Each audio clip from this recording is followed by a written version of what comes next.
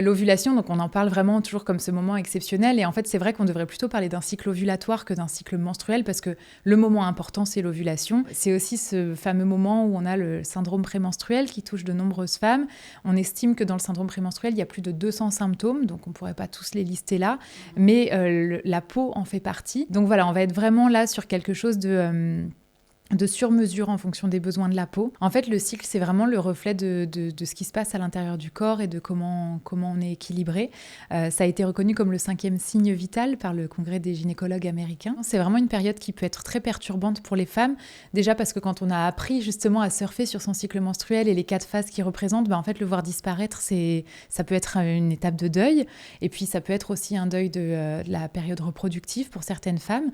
Et puis, c'est surtout qu'on n'y comprend en général pas grand-chose parce qu'on ne sait pas où on est, parce que c'est encore un sujet que je trouve très tabou.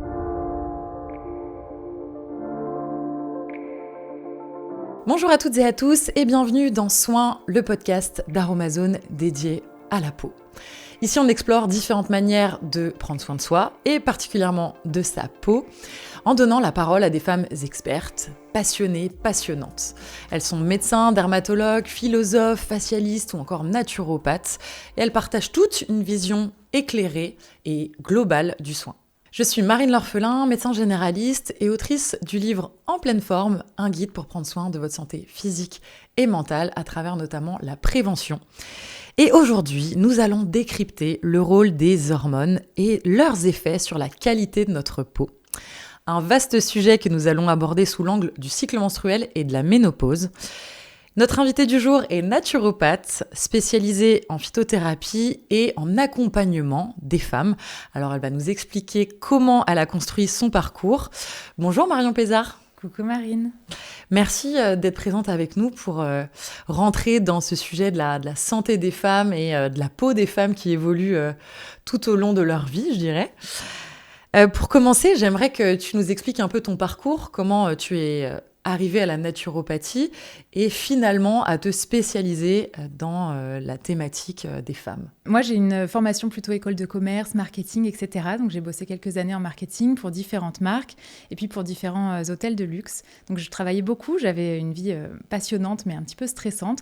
Et je ne trouvais pas forcément de réponse aux problématiques que j'avais sur le moment. Des problématiques digestives. Puis, à l'arrêt de ma pilule, j'ai eu beaucoup de boutons, des règles très douloureuses. Et une de mes collègues m'a dit, écoute, ma belle-sœur est naturopathe, essaye. Et on commençait à entendre un petit peu ce mot-là. En tout cas, moi, je connaissais très peu. Je me suis dit, ça a l'air naturel, je tente. Et en fait, ça m'a vraiment aidé à soutenir mon système nerveux, à garder un peu la tête hors de l'eau pendant toutes ces années. Mais j'avais toujours pas de réponse, ni d'un point de vue médical, ni d'un point de vue naturel, sur ces problématiques liées au cycle. Et je me suis dit, qu'à cela ne tienne, je vais moi me former avec cette idée d'élargir un petit peu les connaissances en allant lire un petit peu ce qui se passait à l'étranger, notamment beaucoup aux États-Unis à ce moment-là. Ma mission, c'était en sortant de cette école de pouvoir écrire un livre sur tout ce que j'avais découvert par rapport au cycle menstruel et à comment l'accompagner. Il y avait comme pour moi un maillon manquant, tu vois, dans ce sujet-là. Donc c'est ce que j'ai fait. J'ai suivi ce cursus, je me suis formée à beaucoup d'autres choses à côté, en hormonologie fonctionnelle, en phytothérapie, en aromathérapie, en symptothermie, qui est une méthode d'observation du cycle. Et puis je diffuse tous ces savoirs, donc de la puberté à la ménopause, en consultation, dans mon fameux livre que j'ai finalement publié à la fin de ma formation, dans mon podcast aussi. Voilà. Et puis le dernier maillon que j'ai rajouté dernièrement, c'est que je me suis formée aussi à accompagner les bébés et les enfants. Je suis devenue mère il y a à peu près 1 an et je trouvais que c'était aussi une des étapes de la vie de certaines femmes et que c'est souvent les femmes qui prennent soin des enfants et que donc me former là-dessus, ça me permettait aussi de mieux accompagner les femmes qui venaient à moi. Ouais, je te rejoins dans le fait que pendant longtemps, entre guillemets, on a mis de côté un peu tous les symptômes liés au cycle féminin et à différents moments de leur vie, que ce soit de la puberté jusqu'à la ménopause ou en passant par la grossesse. Même au niveau médical, c'est vrai qu'on avait tendance à se focaliser sur, entre guillemets, les pathologies et pas forcément aussi sur la symptomatologie parfois du quotidien et comment soulager aussi les petits maux, quoi, les petits désagréments.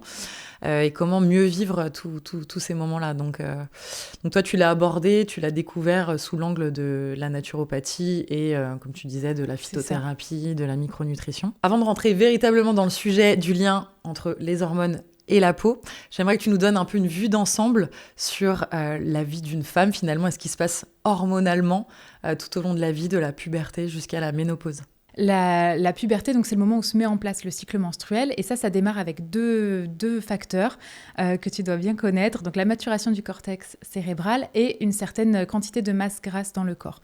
Ça permet de lancer la puberté qui va en fait se mettre en place en plusieurs années. Et puis après, on a toute cette période du cycle menstruel qui est drivée par 4 phases différentes. Donc on a la période menstruelle où on a cet écoulement de règles, où on peut être un peu plus fatigué, etc. Puis ensuite, la phase folliculaire où les œstrogènes recommencent à monter pour petit à petit s'approcher de l'ovulation. La phase ovulatoire, qui est la phase fertile, alors qu'on veuille ou pas un enfant, c'est vrai que le cycle menstruel est fait pour la reproduction du corps. Et donc, même si j'entends tout à fait qu'on ne puisse ne pas avoir ce projet, le corps est quand même dans cette idée de reproduction de l'espèce. Donc, il y a cette phase ovulatoire. Puis ensuite, il y a la phase lutéale, où c'est la progestérone qui va mener la danse. Et puis, s'il n'y a pas eu de grossesse, tout ça va chuter et donner les règles.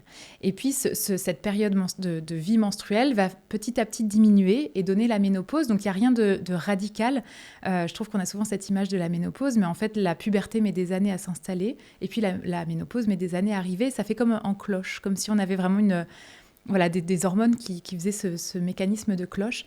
Et je trouve que c'est important de l'avoir en tête pour aussi bien vivre ces périodes de ménopause dont on va reparler. Oui, puis comprendre qu'on a effectivement cette phase, on va dire, de fertilité dans notre vie d'adulte, et puis qui progressivement va décliner, qui ne va pas s'arrêter du jour au lendemain, mais qui va décliner et qui va amener vers la préménopause et puis ensuite la ménopause. Pour bien comprendre, maintenant, on va rentrer vraiment dans le cycle menstruel.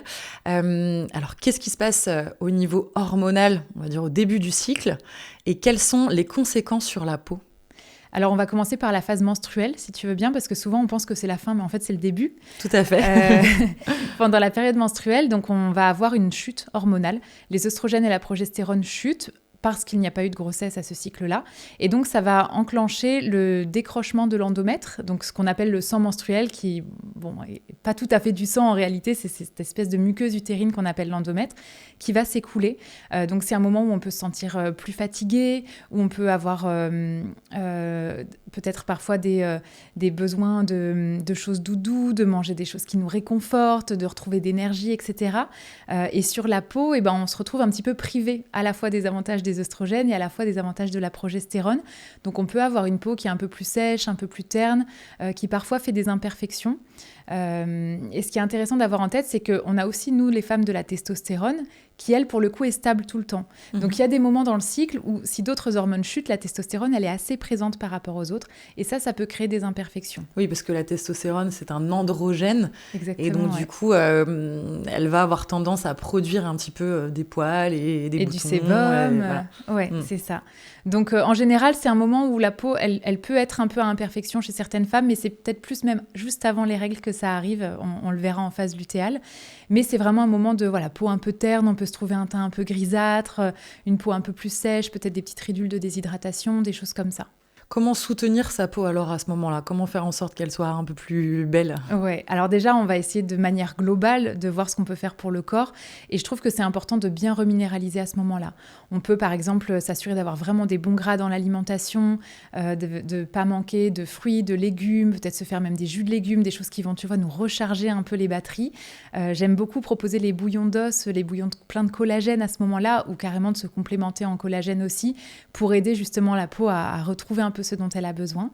Et puis après, directement sur la peau, on va s'adapter aux besoins. Si on a vraiment une peau déshydratée, moi j'aime beaucoup proposer un hydrolat avec du sérum à l'acide hyaluronique par exemple. Si c'est vraiment un besoin de nourrir la peau, je trouve que l'huile végétale de rose musquée, elle est très chouette parce qu'elle a ce côté un petit peu à travailler sur les cicatrices. Et donc s'il y a eu des boutons précédemment, ça peut aider justement à ne pas laisser de cicatrices. Et puis les femmes qui malencontreusement ont peut-être des imperfections à ce moment-là, un masque à l'argile peut tout à fait aider à réguler tout ça. À réguler le sébum. Très bien. Après, on rentre du coup progressivement dans la phase folliculaire où du coup les ovaires vont commencer à être stimulés et vont produire du coup les petits follicules qui vont devenir le futur œuf, le futur Exactement, ovule. ouais. Là, qu'est-ce qui se passe hormonalement du coup ? Alors là, c'est vraiment une cascade. Et ce que je trouve intéressant, on n'entend jamais parler du fait qu'en fait, le cycle menstruel, c'est 2 cycles en même temps. Il y a un cycle ovarien entre le cerveau et les ovaires, et puis il y a un cycle utérin entre les ovaires et l'utérus. Et donc là, le cerveau va envoyer un message aux ovaires pour faire maturer justement ces petits œufs dont tu parlais, ces ovocytes. Et en maturant, ils vont produire des œstrogènes à destination de l'utérus pour que cette muqueuse, cet endomètre qui s'en va pendant les règles, puisse s'épaissir et faire comme un petit nid douillet au cas où un embryon arrivait. Et donc, toute cette cascade fait que c'est vraiment les œstrogènes qui vont mener la danse et qui vont croître petit à petit. Plus ils augmentent et plus on va avoir tendance à se sentir en pleine forme, à se sentir stable aussi en énergie. Tu vois, là où quand elle est plus basse, par exemple, pendant les règles, on peut avoir des petites fluctuations d'énergie, des choses comme ça. C'est un moment où on va peut-être être parfois plus performante aussi dans le sport. Voilà, ce genre de choses. Et puis, alors, les œstrogènes pour la peau, c'est le grand bonheur parce qu'ils permettent de retenir l'acide hyaluronique, le collagène, etc. Donc, en général, c'est un moment où ça se passe plutôt bien. On est plutôt tranquille. Voilà, on a plutôt peau. Une peau repulpée, un joli teint. Carrément. Et en plus, les œstrogènes vont favoriser la microcirculation. Donc, on peut même avoir un teint un peu frais. Alors, sans mettre des complexes à celles qui vivent pas ça, mais quand même, dans la grande majorité du temps, les œstrogènes, c'est plutôt les bons amis de la peau. Très bien. Et donc, à cette phase-là, on aura envie de se dire la routine habituelle, sans se concentrer sur certains actifs particuliers ? Voilà, je pense qu'il y a de ça. Alors, au niveau global, au niveau de l'énergie, je trouve que c'est important d'avoir des choses qui vont te permettre quand même de garder une énergie stable d'un point de vue alimentaire, de ne pas lésiner sur, par exemple, des céréales complètes, des choses qui te donnent une énergie stable, parce que pendant cette phase, ça ne va pas être très stable au début, puis ça va petit à petit, plus les taux d'œstrogène augmentent, plus te donner plus d'énergie. Et après, vraiment, au niveau de la peau, pour moi, garder une bonne hydratation, garder une alimentation équilibrée, qui apporte beaucoup de nutriments. Et puis, c'est le moment où on peut profiter justement des choses, comme tu dis, de la routine du quotidien qu'on aime bien, peut-être des actifs avec une sensorialité particulièrement agréable. Voilà, c'est le moment où on surfe un peu la vague. Et puis, où on peut travailler peut-être sur des choses qui nous embêtent en temps normal. Par exemple, des problèmes de digestion, des problèmes de stress. Tu vois, c'est une période où on a un peu plus de marge de manœuvre pour travailler sur ces piliers qui vont être un peu plus problématiques dans les 2 phases suivantes. Donc, on peut prendre de l'avance, entre guillemets, pour travailler sur tout ça. Très bien. Ensuite a lieu l'ovulation. Ouais. C'est le feu d'artifice. C'est ça, le climax du cycle menstruel. Est-ce qu'il y a quelque chose à dire à ce moment-là au niveau de la peau ou sur la routine ? Oui, carrément. En fait, l'ovulation, donc on en parle vraiment toujours comme ce moment exceptionnel. Et en fait, c'est vrai qu'on devrait plutôt parler d'un cycle ovulatoire que d'un cycle menstruel parce que le moment important, c'est l'ovulation. Et si l'ovulation est de qualité, a priori, les hormones qui arrivent après, la progestérone, sera de bonne qualité. Mais il y a cette espèce de switch hormonal autour de l'ovulation où en fait, les œstrogènes vont atteindre un pic, ce qui va envoyer un message au cerveau qui, lui, va déclencher une hormone qu'on appelle la LH.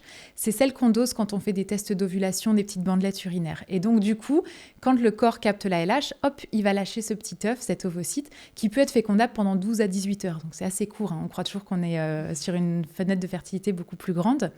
Et pendant cette période-là, on va avoir les œstrogènes qui vont devoir être éliminés du corps. Alors, il en reste toujours, évidemment, mais une grande partie d'œstrogènes vont devoir être éliminés du corps. Il y a une chute, quoi. C'est ça, il y a quand même une diminution pour laisser place à la progestérone.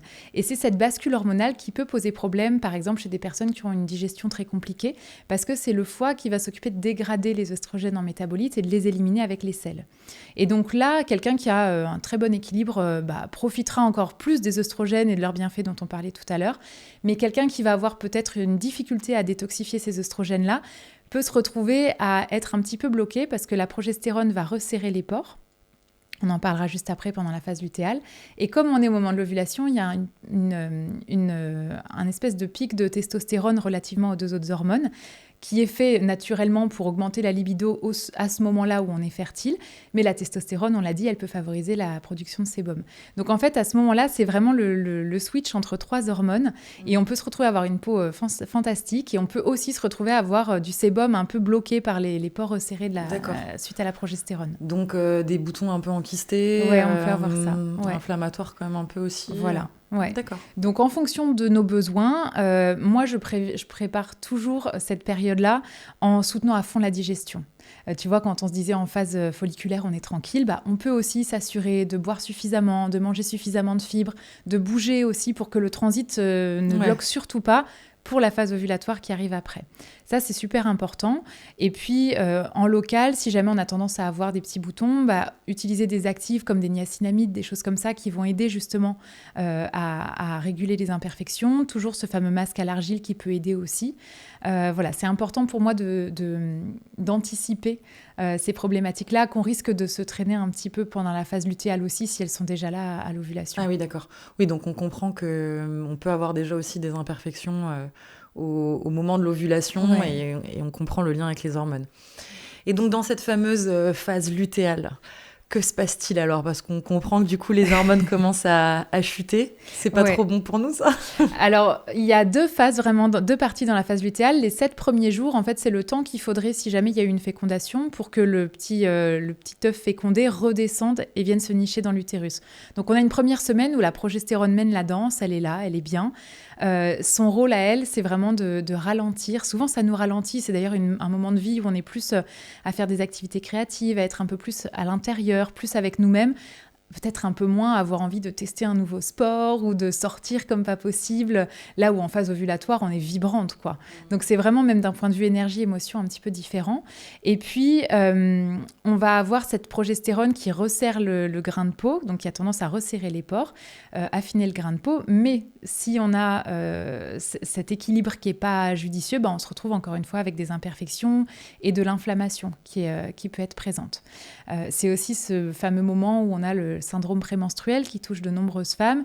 On estime que dans le syndrome prémenstruel, il y a plus de 200 symptômes, donc on ne pourrait pas tous les lister là, mais la peau en fait partie parce que on n'a plus forcément les bienfaits des oestrogènes, donc on peut avoir une peau un peu plus sèche, un peu plus terne, un grain de peau affiné qui peut être chouette chez certaines, mais qui peut être à double tranchant pour d'autres. Donc voilà, on va être vraiment là sur quelque chose de sur-mesure en fonction des besoins de la peau. Mais je trouve que travailler un peu sur l'éclat, à ce moment-là, ça peut être chouette. Utiliser peut-être de la vitamine C, des choses comme ça. Peut-être des masques aux acides de fruits, tu vois, pour aider la peau aussi à retrouver qu'est-ce qui va permettre justement de libérer un peu les pores Et ce qui peut être chouette dans ces moments-là aussi, c'est de l'aider à transpirer. Donc on a le sauna ou le hammam qui sont aussi une des portes de sortie, ce qu'on appelle un émonctoire en naturopathie pour sortir les toxines. Donc ça peut être chouette. Faire du sport en fonction de notre niveau d'énergie, bien sûr, mais ça permet de transpirer, d'éliminer de cette manière-là. Et puis encore et toujours, soutenir la digestion, bien s'hydrater, bien se nourrir de manière équilibrée. Ça, de toute façon, c'est un inconditionnel tout le temps. Mais je pense que c'est aussi une période où on peut travailler sur le côté inflammatoire.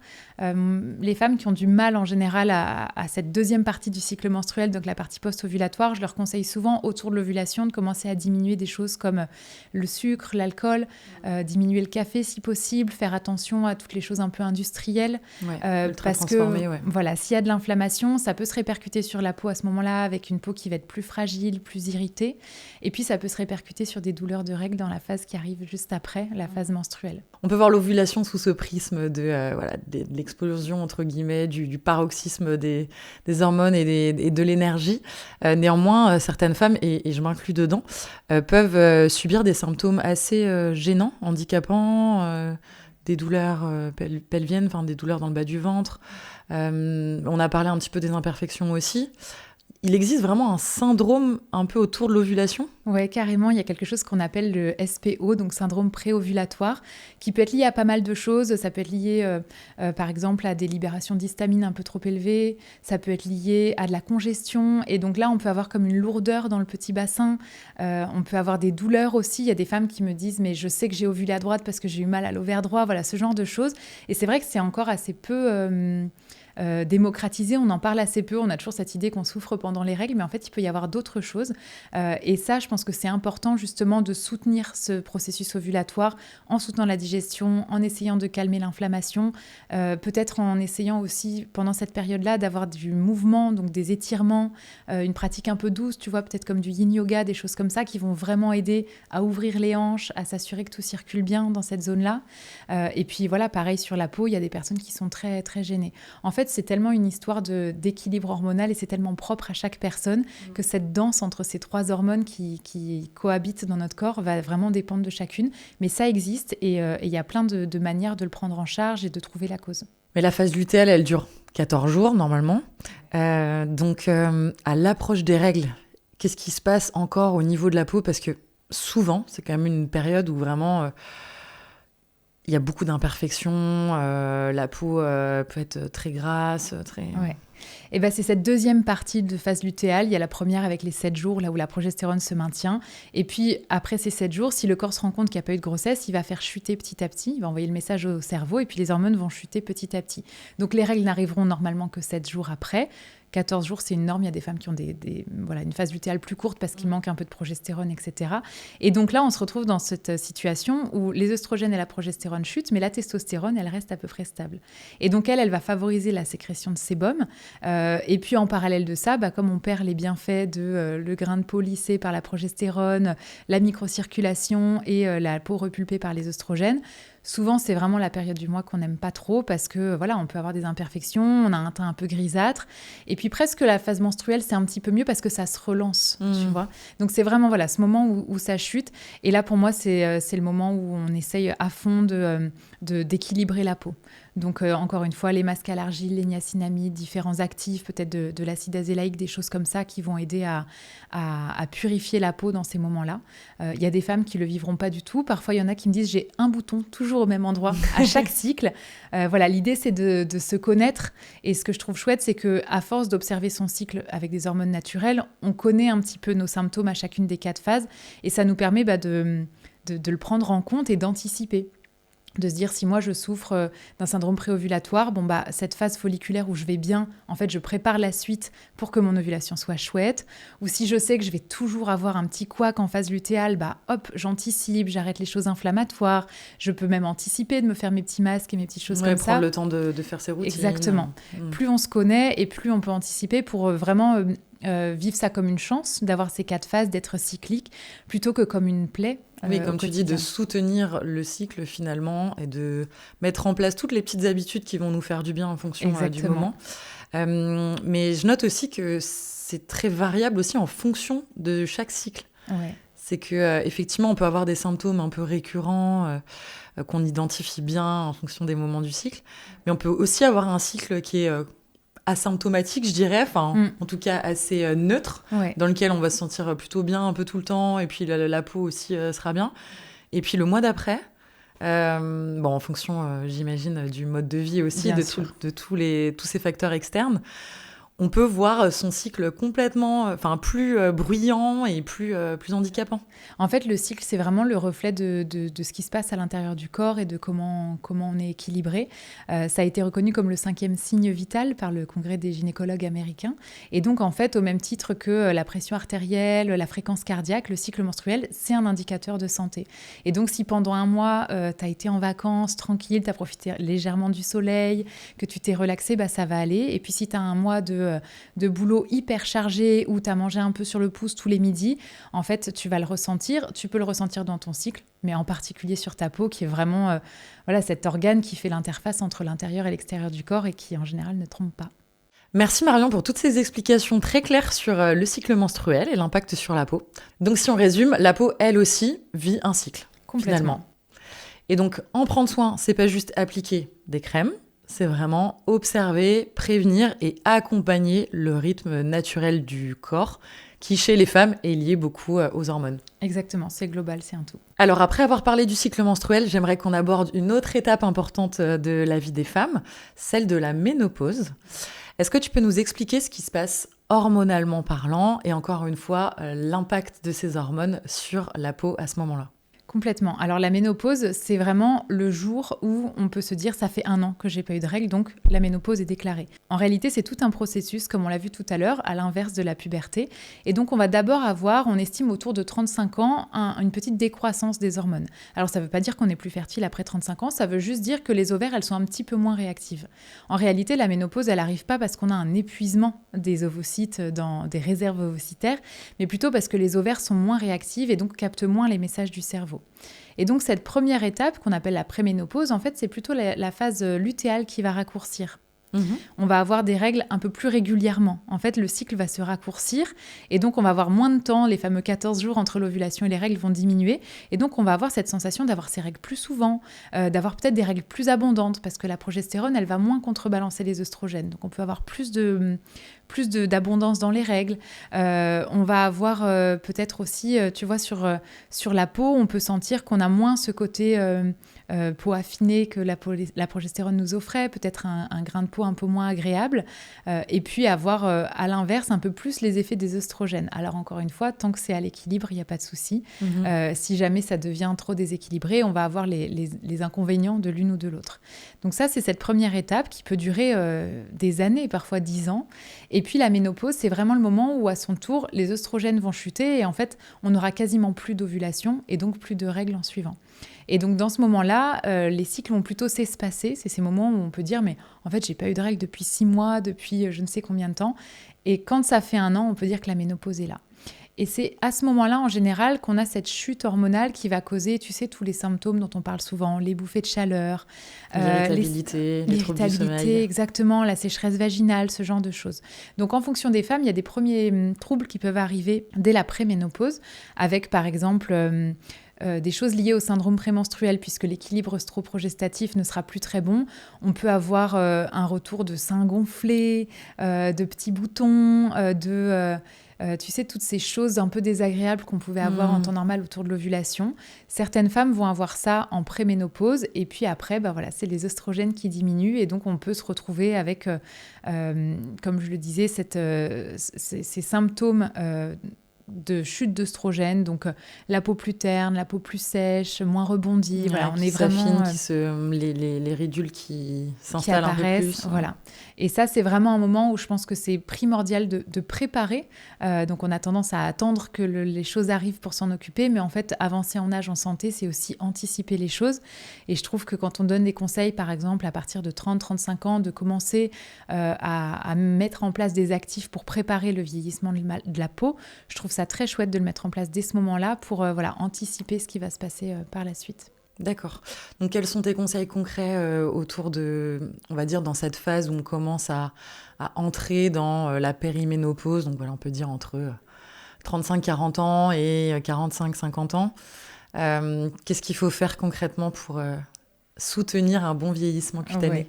Alors, ce que je trouve chouette, si on part toujours dans ce côté global, prise en charge globale de l'équilibre du corps, c'est d'avoir en tête que c'est très important de ne pas manquer de protéines à ces moments-là et de continuer à faire travailler ses muscles. On aurait tendance à se dire, en avançant en âge, il faut faire attention, mais en fait, les études montrent bien que plus on entretient ses muscles et plus on va avoir de production de collagène, d'acide hyaluronique, etc. dans la peau. Donc, c'est très, très important de continuer à bouger, même de faire de la musculation ou de porter des poids, parce que plus on avance en âge... Parce qu'on perd de la masse musculaire. Voilà.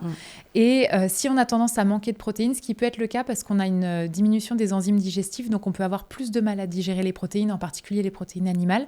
Donc ça peut vite disparaître un petit peu du quotidien et c'est vraiment important d'en garder, mais d'aller plutôt vers des protéines légères, du poisson, des œufs, des protéines végétales, ce genre de choses. Ça ne veut pas dire qu'on interdit la viande, bien sûr, mais ça veut dire que voilà, il faut adapter aussi ses capacités digestives.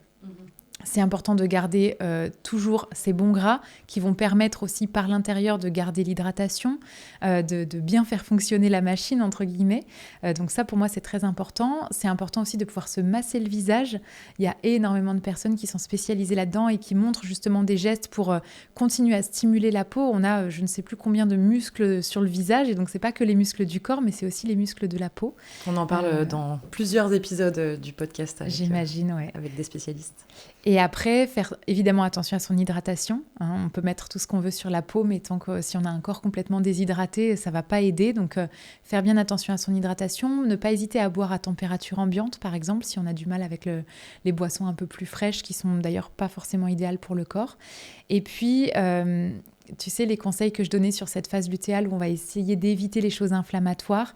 En avançant en âge, on va être très sensible au stress oxydatif, donc tout ce qui vient oxyder le corps. Donc, on peut se tourner vers des aliments antioxydants, des complémentations en antioxydants.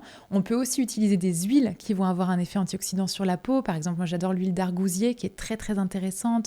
Les huiles d'açaï, des choses comme ça qui vont aider la peau. Oui, j'allais te demander, est-ce qu'on n'a pas besoin de nourrir un peu plus la peau, justement à ce moment-là, quand elles commencent à vieillir, entre guillemets. Ouais, carrément. Je pense que c'est important d'avoir à la fois de l'hydratation et à la fois de la nutrition. Donc moi, j'irais vraiment sur ce double utilité de l'acide hyaluronique avec un hydrolat pour vraiment capter un maximum d'hydratation, et puis des huiles, notamment des huiles antioxydantes qui peuvent aider. Et après, même dans l'hygiène de vie, essayer d'éviter tout ce qui est stress oxydatif, donc le tabac, l'alcool, le sucre, toutes ces choses-là qui vont vraiment abîmer notre corps, mais aussi abîmer notre peau. Dans cette période-là de préménopause ou d'installation même de la ménopause, c'est vrai que les femmes peuvent vivre aussi des changements émotionnels, se sentir un peu plus irritables parfois. Comment soutenir un bon état émotionnel et faire en sorte de limiter un peu tous ces désagréments ? Oui, tu as raison, c'est vraiment une période qui peut être très perturbante pour les femmes. Déjà parce que quand on a appris justement à surfer sur son cycle menstruel et les 4 phases qu'il représente, en fait, le voir disparaître, ça peut être une étape de deuil. Et puis, ça peut être aussi un deuil de la période reproductive pour certaines femmes. Et puis, c'est surtout qu'on n'y comprend en général pas grand-chose parce qu'on ne sait pas où on est, parce que c'est encore un sujet que je trouve très tabou. Alors, il y a beaucoup de personnalités publiques françaises, américaines qui ont pris la parole dernièrement là-dessus et je trouve ça très chouette. Oui, qui décrivent... leurs symptômes, quoi. Oui, presque des dépressions, ou même des crises de pleurs parfois, au contraire, parfois des changements très radicaux entre une humeur triste et une humeur très joyeuse. Et en fait, il faut l'apparenter, encore une fois, à cette histoire de puberté. C'est des phases d'adaptation hormonale. Et donc, notre système nerveux, il dépend beaucoup de tout ça. Donc, je trouve que d'un côté, c'est important de chouchouter son système nerveux, de s'aider peut-être de magnésium, de mettre des bons gras. Je te parlais des oméga-3, des bons gras dans l'alimentation. Tout ça pour soutenir vraiment le système nerveux, le cerveau. Là, je pense à la vitamine D aussi, qui est très importante. Mais c'est aussi important de bien s'entourer, à la fois de thérapeutes, de professionnels, et à la fois dans sa vie personnelle, parce que ça correspond bien souvent à une période de changement aussi dans la vie des femmes. Bien souvent, c'est des femmes qui ont été mères et qui se sont beaucoup dévouées à leur famille et qui vont voir les enfants grandir et un petit peu quitter le nid. Donc, ça demande vraiment de se réinventer. Et tu sais, il y a cette image des 3 M, la ménarche, qui est les premières règles, la matrescence, le fait de devenir mère, et la ménopause. Et je crois que c'est vraiment 3 étapes, 3 facettes de nos vies de femmes qu'il faut prendre en compte. Et malheureusement, la ménopause, elle est souvent pas valorisée, souvent mise sous le tapis. Et ça peut aussi être une très belle période parce que ça correspond symboliquement à celle de la femme sage, la femme qui sait, qui a vécu, qui peut venir en aide aux autres. Et je trouve que redorer un peu le blason de cette période de vie, ça peut faire beaucoup de bien aussi au moral. Oui, puis certaines peuvent se sentir complètement libérées justement du poids de la contraception. Bien sûr. Avec justement l'arrivée de la ménopause. Certaines n'ont quasiment pas de symptômes, en tout cas à travers cette phase de manière finalement assez neutre. Et oui, parfois, c'est aussi, comme tu dis, c'est aussi un moment de vie où tu te recentres un peu sur toi. Exactement, un renouveau. Ouais, tu peux remettre la priorité aussi un peu sur toi et ça peut être très chouette. Ouais, exactement. Et je pense que tous ces conseils qu'on a abordés avant, toutes ces choses à mettre en place, ça peut vraiment changer la donne sur le vécu, le moment venu. Prendre soin de soi un petit peu au quotidien. On dit toujours que ce qu'on fait dans la vie, en fait, c'est représenté par ce qu'on fait chaque jour. Et donc, si on prend soin de soi un petit peu chaque jour, il n'y a pas de raison que cette période, elle soit morne et douloureuse. Donc, on a aussi les clés en main pour pouvoir la vivre le plus doucement possible. Oui, et puis comme tu le disais, aujourd'hui, on peut vraiment s'entourer de plein de professionnels médicaux, paramédicaux, thérapeutes, pour justement trouver tous ces traitements ou ces petites astuces pour améliorer aussi ce moment de vie en cas de besoin. Pour conclure ce podcast, Marion, j'aimerais te poser notre question habituelle dans tous les épisodes, celle de ta routine de soins, ta routine vraiment personnelle, les actifs que tu aimes et comment tu les appliques. Alors, elle est assez simple, assez naturelle aussi. J'ai découvert il y a peu de temps le double nettoyage, donc c'est ce que je fais. D'abord un nettoyage à l'huile et puis ensuite avec un savon saponifié à froid. J'utilise toujours un hydrolat en général de rose ou de néroli. Je trouve que c'est un moment très sensoriel, très agréable. J'utilise un sérum à l'acide hyaluronique et ensuite une petite huile végétale. J'aime beaucoup l'huile végétale de prune. Je trouve qu'elle est très réconfortante. J'ai la peau assez sèche. Donc, à la fois, j'adore son odeur et j'adore son côté très confortable sur ma peau.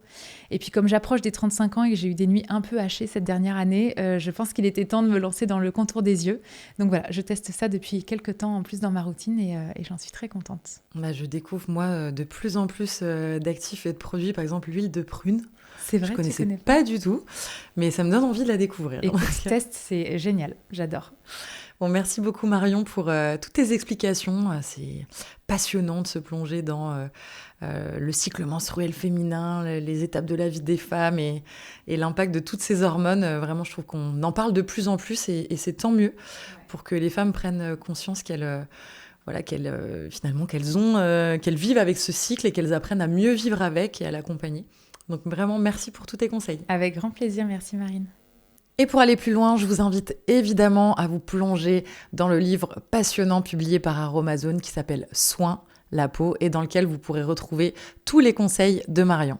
Et sachez aussi que tous les bénéfices de ce livre, lorsque vous l'achetez sur Internet, sur le site d'Aromazone ou en boutique, seront reversés à l'assistance publique des hôpitaux de Marseille pour soutenir le projet du professeur Laetitia Padovani. Il s'agit d'équiper le service d'oncologie pédiatrique d'une machine révolutionnaire pour augmenter les chances de guérison des enfants et réduire les risques de nouveaux cancers à l'âge adulte. Donc vous faites une bonne action et je vous en remercie. Merci à toutes et à tous de nous avoir écoutés et on se retrouve très bientôt dans un nouvel épisode de Soins.